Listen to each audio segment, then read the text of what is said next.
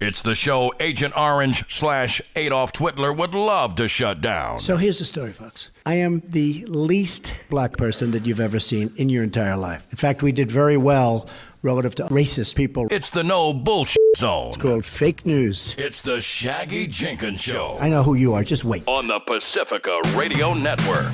It's the Shaggy Jenkins Show on the Pacifica Radio Network, and time for our world famous, maybe just a couple of states and small radio station plus podcast famous broadcast of our week of news in review. And boy, do we have a lot to cover with you.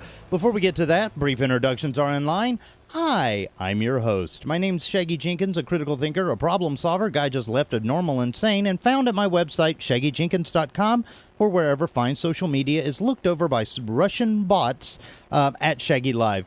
Joining me from the District of West Texas, he is also an educator and a guy that has had, let's just go ahead and say, way too many story whiplash this week, because coming back for his second time, filling in for Chris, please welcome Drew Landry. Hey, thank you. Good to be here. Yeah, I thought it would be fun to bring you into the big one, because a lot of times people are intimidated by the week in review because of the stories we do, Drew. So good luck and Godspeed. Hey, let's, as Rocky said, hey, let's do it. Let's just do it. Let's do it. All right, so let's jump into our first story of the day, because this one is kind of right up mine and your alley, Drew. It has to do with libel laws and everybody's least favorite sexual assaulter on the Supreme Court. Not that one. The other one, Judge Clarence Thomas. Drew, what is Thomas saying with his latest little paper? Now, this isn't a finding. This isn't a read. This isn't anything that's official. But this is kind of one of those thought papers. Clarence Thomas is saying we do what with libel laws? Yeah, he wants to revisit this landmark case in 1964, New York Times versus Sullivan, where these public officials and those who are known in the media would be held to a higher standard. And so he has the idea that that should be done away with. And this has been kind of a law of the land type thing, and it was even enforced in 1988 when this infamous case of Hustler magazine even did a little satirical thing over Jerry Falwell, who was a leader with the religious right and was a televangelist and all of that. And so what happened in that particular Hustler magazine piece was that they said that he gets drunk, he being Falwell gets drunk, and he lost his virginity to his mother, and so Falwell sued the magazine over this, and the appeals court said, hey, look, this is by the Sullivan standard. You people know who you are. This is not what you are. You are held to a higher standard than all of this. So this really gives a lot of leeway to the president, who constantly has been trying to get back at all of this libelous action from media people and all of this. And so this is kind of a tip of the hat to the president saying, hey, I got your back on this issue because I think we need to relook at libel laws. And it's kind of a head scratcher when it comes to the First Amendment. Yeah, well, let's just go ahead and paint a picture of the early 1990s when Clarence Thomas also found himself inundated with every political cartoonist and op-ed piece that you could across the United States, some a little bit more glowing than others. Right, yeah. We have to, when this is delicious irony, because, Clarence Thomas, when he was being nominated for the U.S. Supreme Court position, comes out about several stories, and several women, especially one, steps forward and says he sexually harassed me when we worked together years ago. And so this is kind of an interesting aspect here, that he's the one coming out and saying this because of what has happened to him. So he kind of has a personal stake in this. It's just ironic is only the word that comes to mind for me. Yeah. Birds of a sexual assaulting feather do tend to stick together, do they not? They really do. And he's just, I guess it's better than Kavanaugh to bring out with this sort of thing. I don't know. I mean, I don't really. There may not be a better one of the two, to be honest. But it's striking that it's Thomas and not something like Roberts doing this or Alito doing this. It's really striking that it's Clarence Thomas. Well, this is kind of one of the things I wanted to bring up about this, because back in 2014 there was yet another trial of Sullivan versus New York Times, wasn't it? New York, yeah. The Sullivan Act, basically. Okay, but not that Sullivan Act for people that are serving in the United States Armed Forces. No, it's the other Sullivan finding. Yeah. Gotcha. Which, by the way, quick trivia question: what was the original Sullivan Act? And I ran out of time.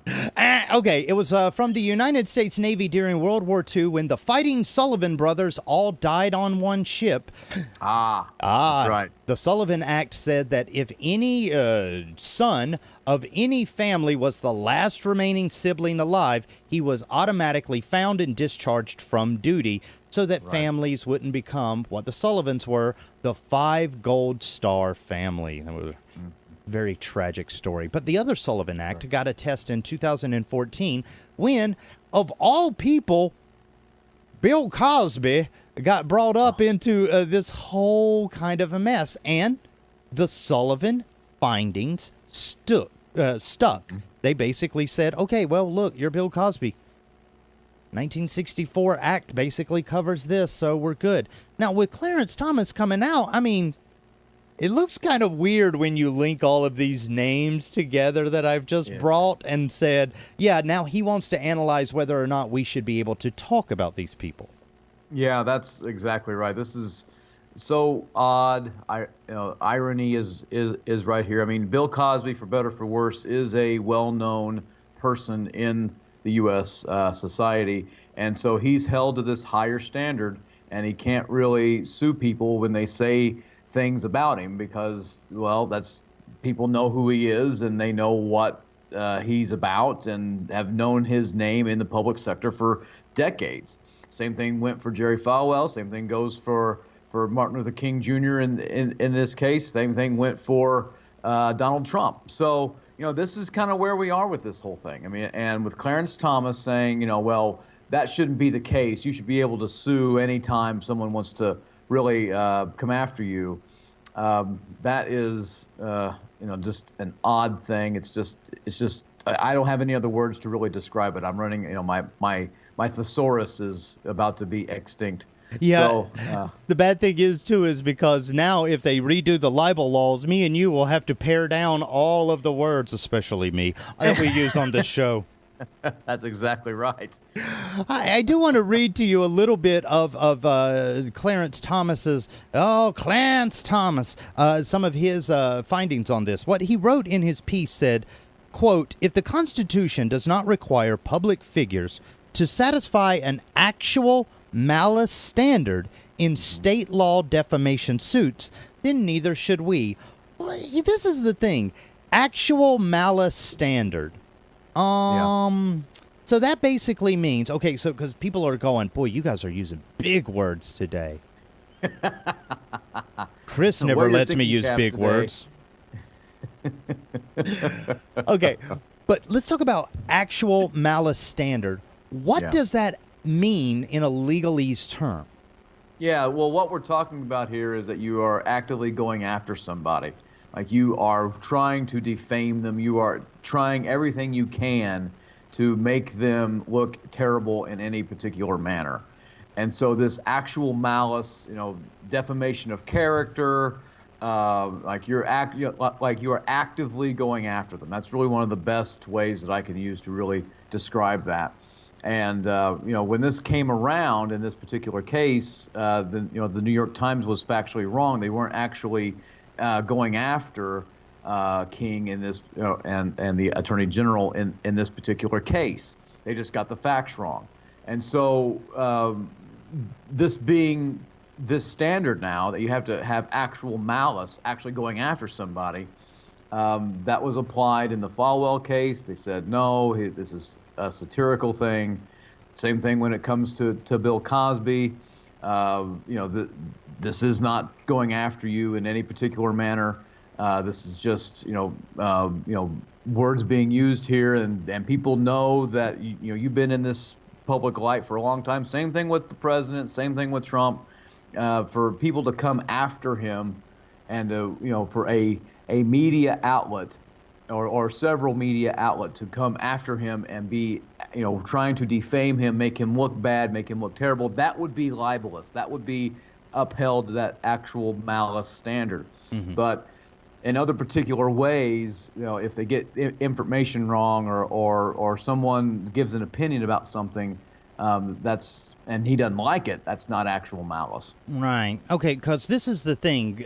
Donald Trump is starting with the media, and let's just go ahead and say that he'll probably continue trying to go towards the House of Representatives, because let's talk about why Donald Trump and Clarence Thomas would really benefit from people not being able to talk bad about them now.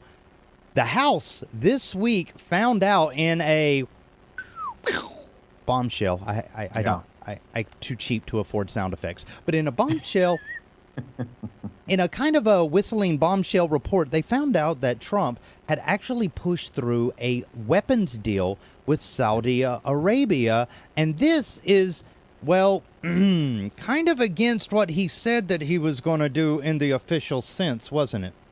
It was just a complete 180. This is, he's using, he said he wasn't going to do any of this stuff. He was advised not to do any of these things, but senior White House officials have said, we're going to do it anyway.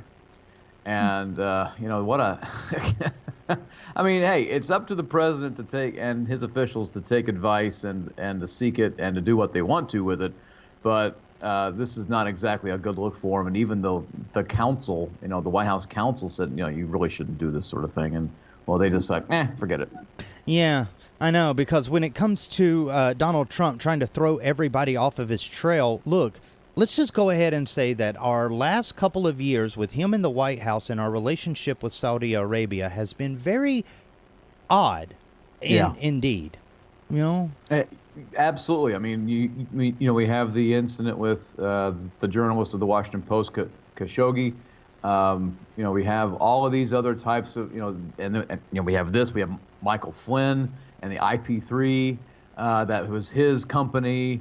And this is the connection here. They're saying, hey, look, you really shouldn't be doing this because of these, this nuclear deal and Flynn and his company. Then he's got a conflict of interest here.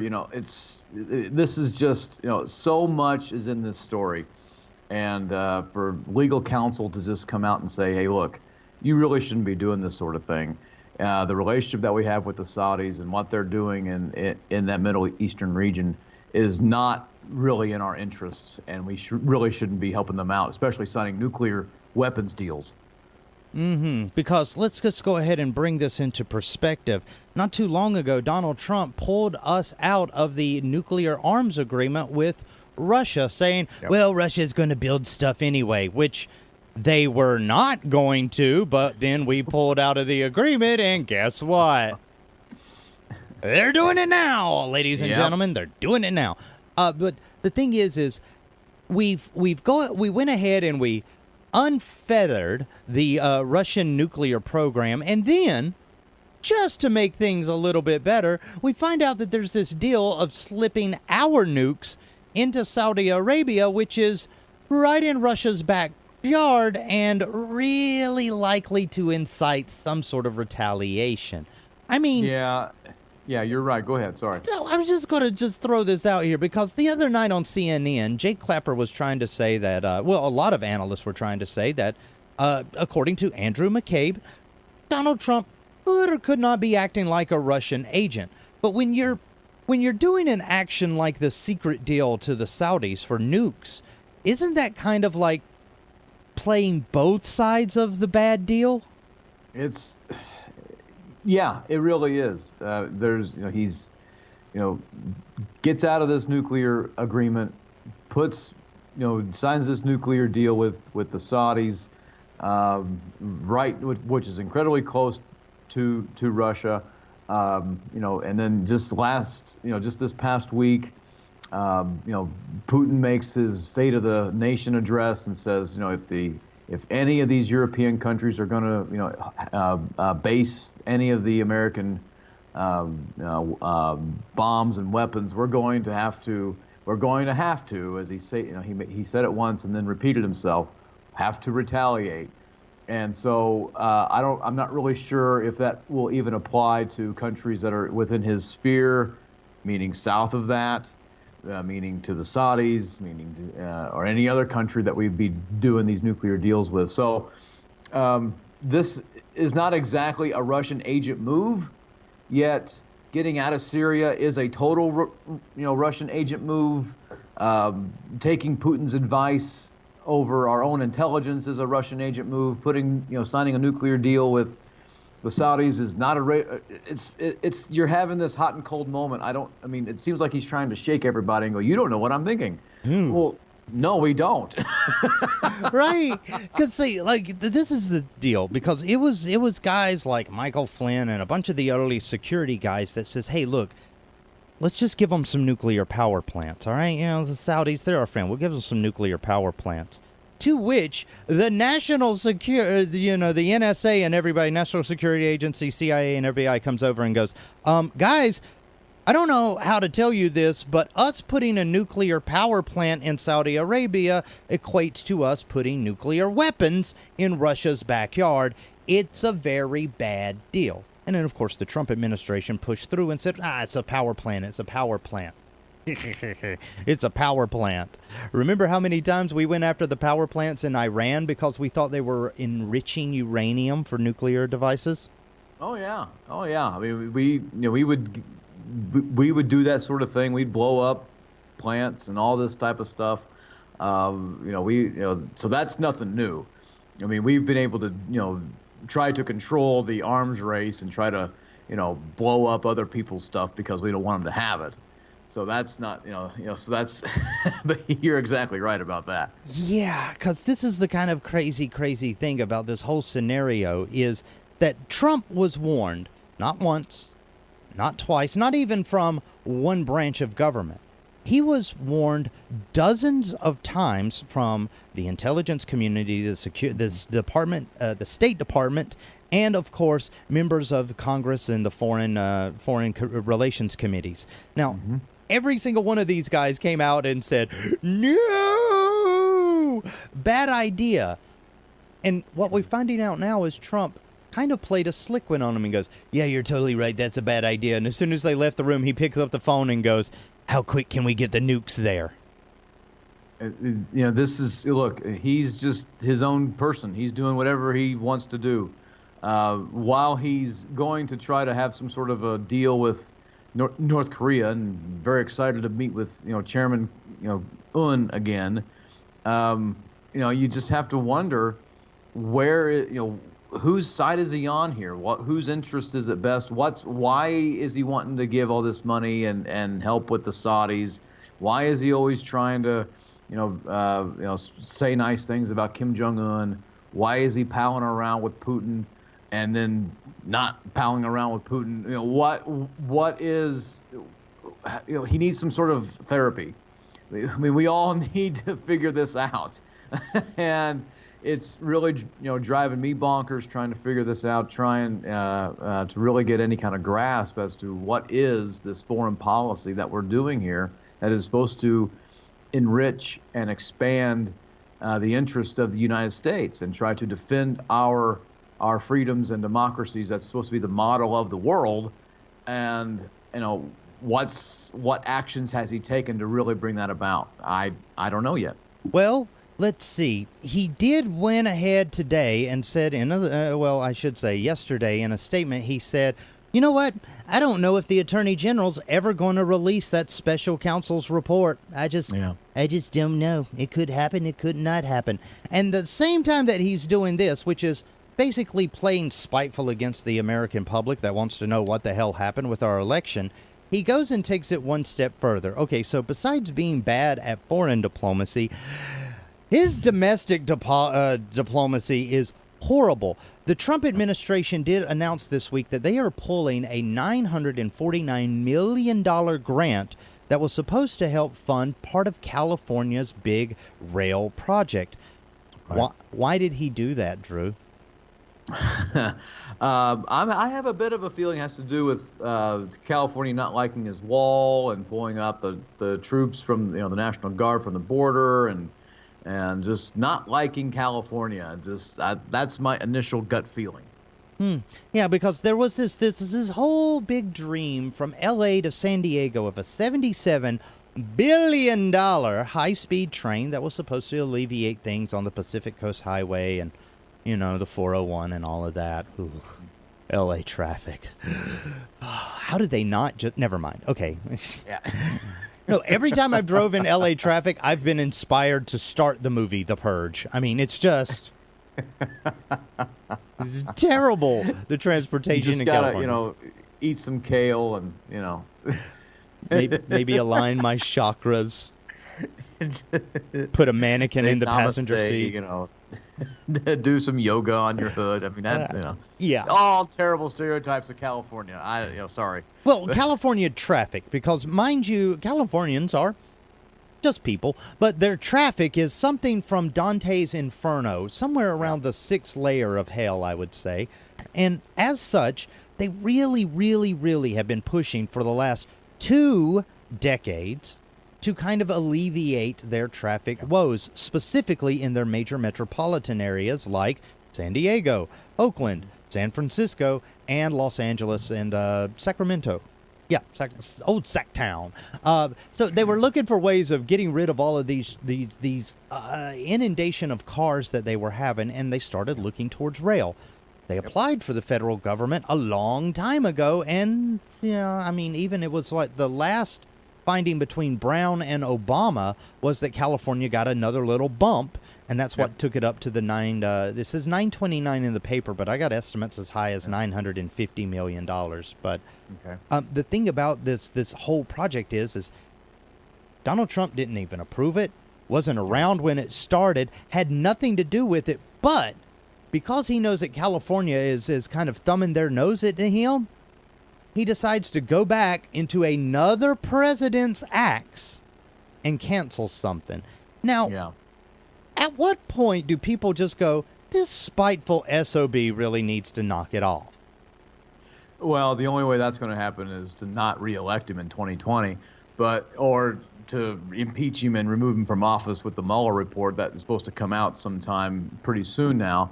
But that's really my best answer to that question. But you're absolutely right. I mean, he's acting very petulant over this because he's and really putting his thumb in his mouth and saying, well, we're having problems here, and I'm going to get back at you, and this is what you're going to do.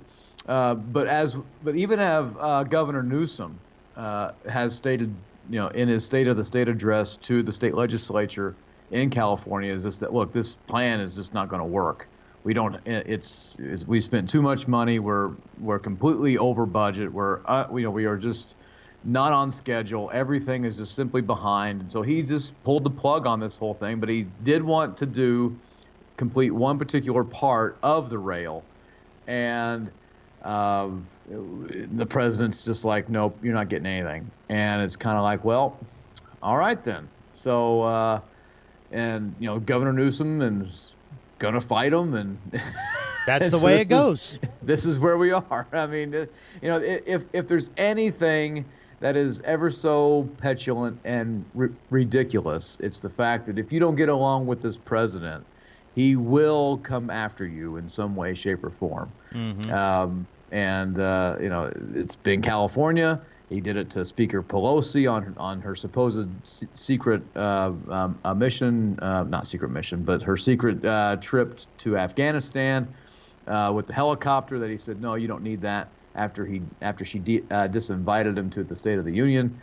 So this is a guy who is very much tit for tat type of a president. I just can't see that as a presidential act. It's just more or less very 10-year-old. Yeah. Yeah, because his quote on his Twitter account was, quote, "The failed fast train project in California, where the cost overruns are becoming world record setting, is hundreds of times more expensive than the desperately needed wall." The funny thing about that quote is the government shutdown that he caused damaged the United States economy by $11 billion, and there's no way to make that up. We've lost $11 billion out of our economy because of his shutdown. So if we want to talk about things that cost more than his wall, how about me and you eating every day as citizens? That would be a really good, very basic type of thought there. Yeah.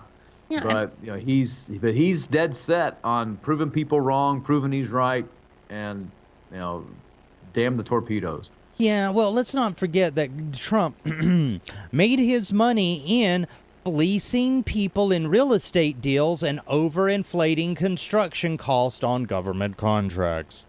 Yeah, well, he's got a great history of that. Yeah. So, I mean, it's so funny, though, that with this story out of California and him basically cutting off their funds, I mean, their only retaliation at this point is to go, you know what? We quit, U.S. See you later. Let's hope it doesn't come to that. Everybody, we got to take a quick break. When we get back, we'll talk less about secession and more about regression. Is the United States getting better or worse? Find out as we go through our week in review. Up next, The Shaggy Jenkins Show.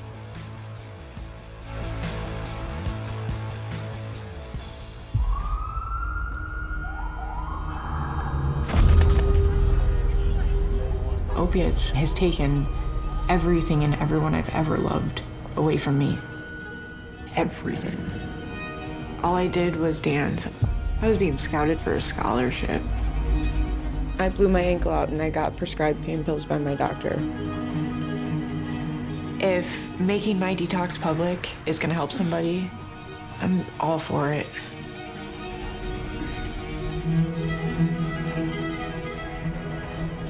Is there any medicine that I can have right now? I'm cold sweating really bad.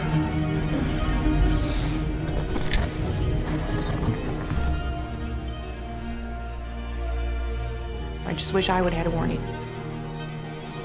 Opioid dependence can happen after just 5 days.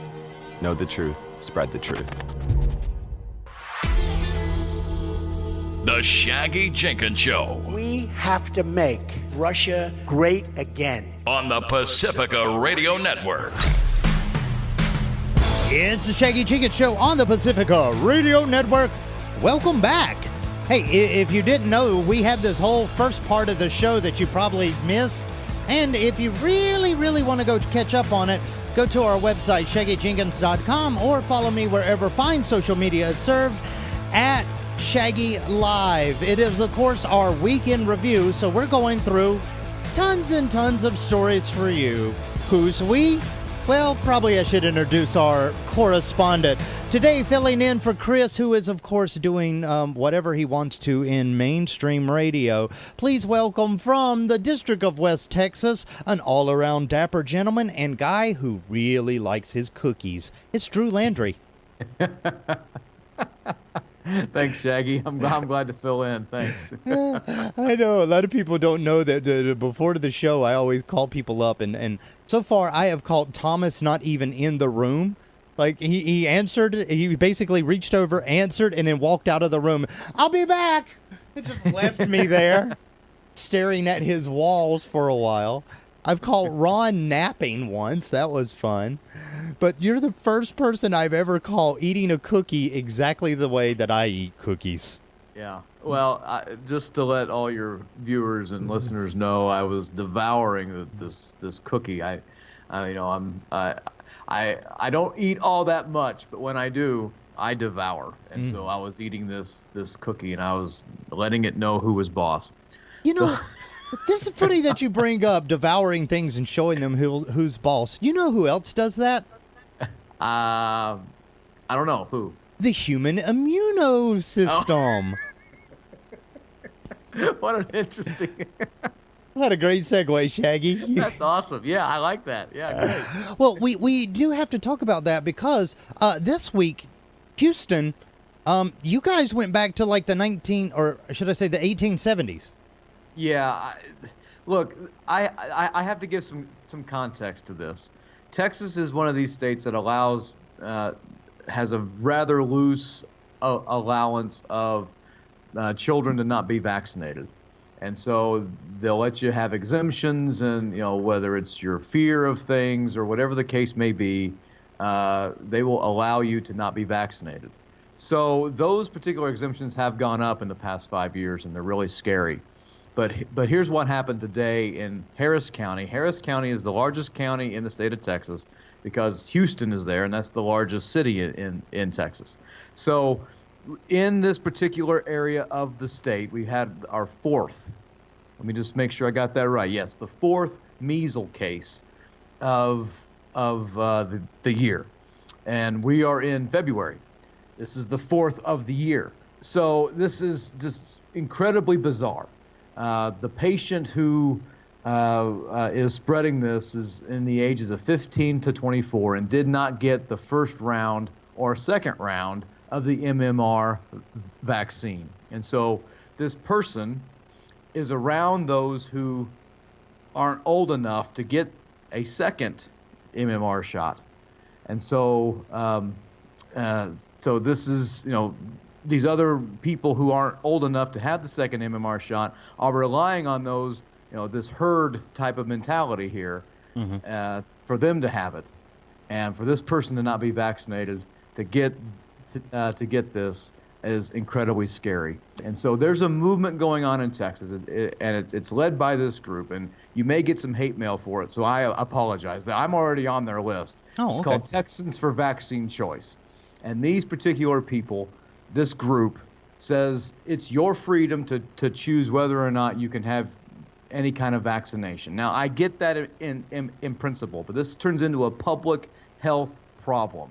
And they will constantly cite that debunked study and old studies about vaccines causing more problems, and they have very specific cases of where vaccines have caused a problem, where the science is out on this. Okay, the Earth is round.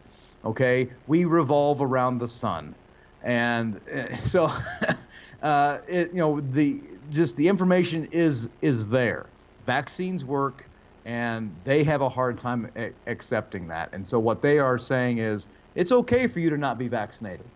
I just would like to remind them that this is our fourth MMR case in the state of Texas for this year. And people can die from this sort of thing. Well, that's funny that you mentioned that, because this has a strange tie-in to where this show is housed in Maui.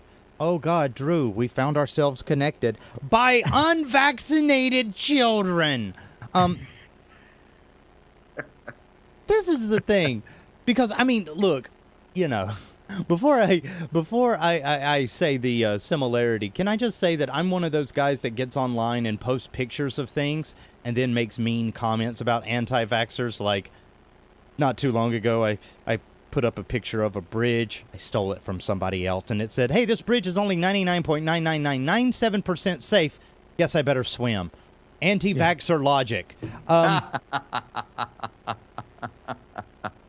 Yes. But the thing is that I really can make the joke, though, because you are in Texas, and guess where you got to go through if you're coming from the East Coast to get into Texas? It was a popular game in the 1980s, except now instead of dying of dysentery on the Oregon Trail, you died of MMR. Yeah. In Houston. Yeah, I get passionate about this. I apologize if I came off too passionately, but this is a simple thing that can save lives, and it's a no-brainer. Okay, so I encourage all parents to get children vaccinated, and that's my end of diatribe. There's that. Okay, well, let me throw up the similarities for you because this is where it gets kind of scary. Okay, check this out. There's a couple of different hubs that go from the United States mainland to us out here in the Hawaiian Isles. Some of those biggest hubs are centered around huge anti-vaxxer movements.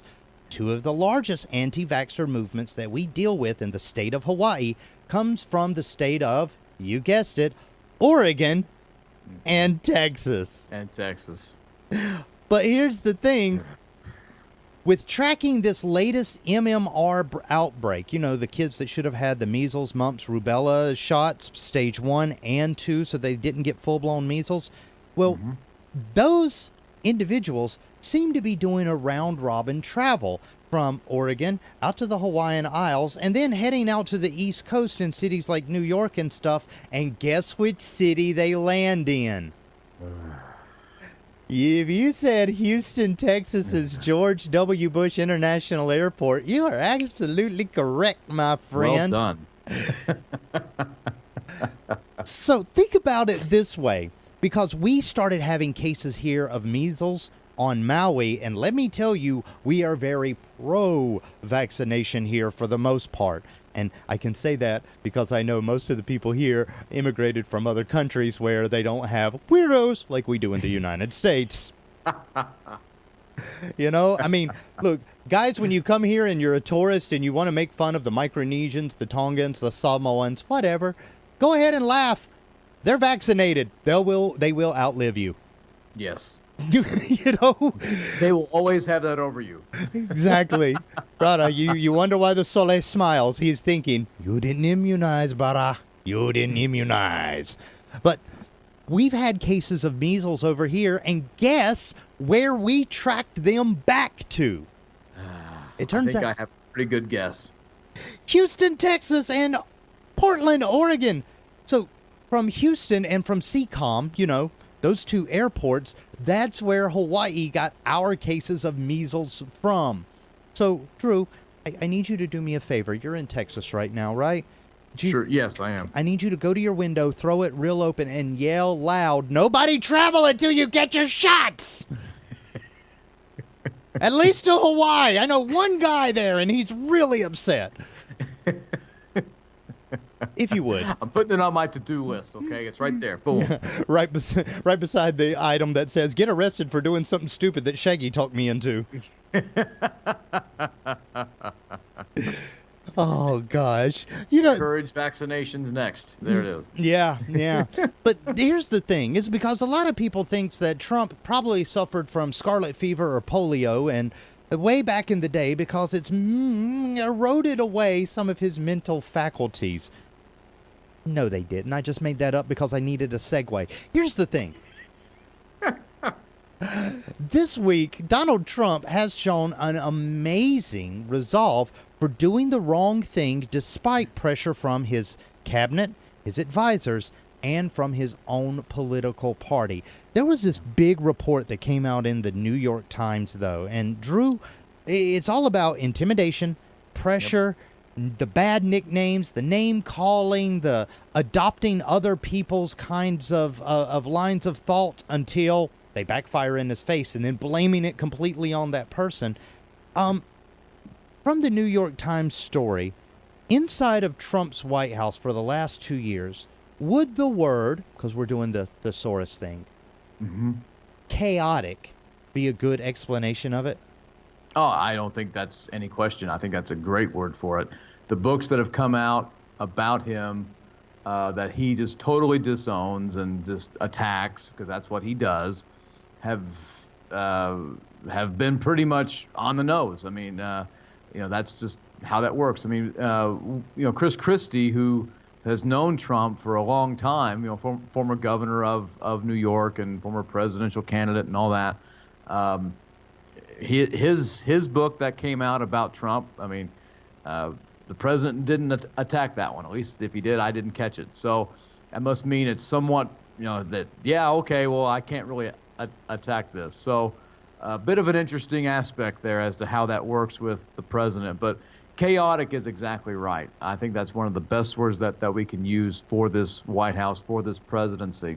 because it's like the investigations around him are taking up all of his time and all of his thought process, and he's frustrated with it because he can't find someone just to make it go away. He thought he could do that when he fired Flynn. Turns out, nope, not even close. Then he's telling, when Sean Spicer was the press secretary, telling him, tell him that he resigned, and then that didn't work out, and then it's Sean Spicer's fault, which is exactly what you said earlier. So he's trying his best to find ways to make this go away, and nobody's willing and able to do it. It's why he fired Comey. It's why Whitaker is on his way out. That's why he fired Jeff Sessions, from being a attorney general. And so that's part of his plan is to get somebody in there who will be loyal to him, not uphold the Constitution, not uphold the rule of law, but be loyal to the president. Yeah. That is problematic. Yeah, because this is the thing. We all know about how his appointments work. And at one time, Chris Christie was up for that appointment. So I kind of want to go and do a round robin of everybody's books and things that they have said about the White House and kind of where this New York Times story draws them all together at. Let's start way back with Fire and Fury, shall we? Please do. Let's do it. Oh, God. Everybody remembers Fire and Fury because when it came out, all hell broke loose at the bookstore. Everybody wanted a copy of it because it was one of the guys that did a lot of presidential interviews and investigative journalist over his career, having an in-depth, almost like no-holds-barred access to the Trump administration in its early days. And what he found was a White House ridden with lies, sexual scandals, a lot of sexual scandals. Let's not forget Hope Hicks, Corin Lewandowski, and all the. She was like Gossip Girl DC. I miss Hope Hicks and her. I mean, like, seriously, watching Hope Hicks in Washington DC was like having Sex in the City political style. I kept that's actually pretty good. Yeah, that's a neat thought there. Yeah. I kind of expected towards the middle of her interviews for her to pull up a laptop and then start talking in third person. Today I read a really big article for the president and convince him. And why do men always, I'm sorry. It's the only way that I can make Hope Hicks interesting. But from Fire and Fury, the interesting thing that we found out about her is that she was one of the controls of Donald Trump. Shortly after, she's gone.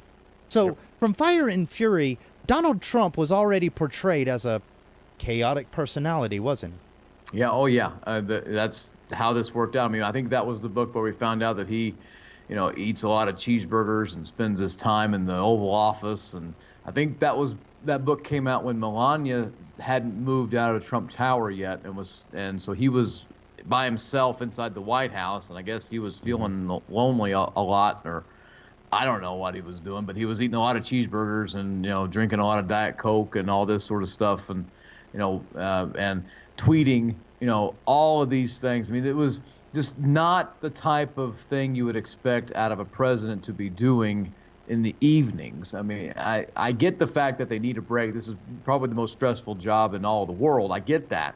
But they asked for it, and so you can't feel too sorry for them. But what we always have to remember here is that if that's what you're spending your time doing, watching Fox News and eating cheeseburgers and all this type of stuff, I think you need to find a better way to use your time, and constantly yelling at people about in this whole Russia thing and any time that was even brought up, like the book would say that his whole demeanor would change and he would just suddenly wouldn't listen to anybody. It was like, wow, this is chaotic. I think that was one of the big words that came out of that book about this White House. Oh yeah, because we also learned in further books and little missives coming out of the White House that during this time Donald J. Trump wasn't really too fond of his intelligence briefings, so much so that the inside cabinet people had to drop his name in there like he is a celebrity, name drop, poof, every so many seconds, or they couldn't keep him interested in his actual intelligence briefings. But here's the thing.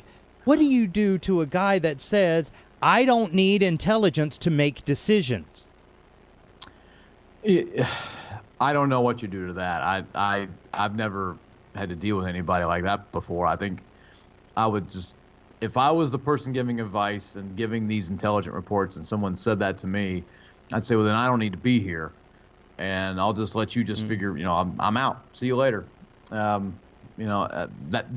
be my reaction. I don't know how anybody else would respond to that, because these intelligence reports come from people who have served a very long time in these capacities and can analyze these things probably better than anybody else in the world. And if you're not going to listen to their advice as to how things are shaking out and how our response should be, that's a problem. Oh, and yeah. Just to put it lightly. Well, this is the thing. Donald Trump thinks that people going against him is the problem. All of his decisions are dead on the money. They're absolutely right. They're coming from the gut, and they will work. And he promises us they will work.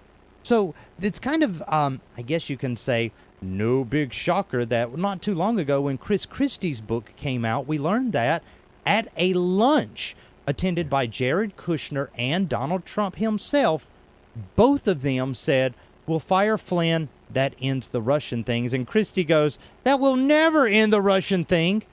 To which Jared Kushner said, yeah, it totally was. Why do they have this big confidence that people don't care about their actions with the Russians? That's a great question. I think it's just the fact that it's just his attitude. I'm thinking that it's the fact that, hey, look, I won this election.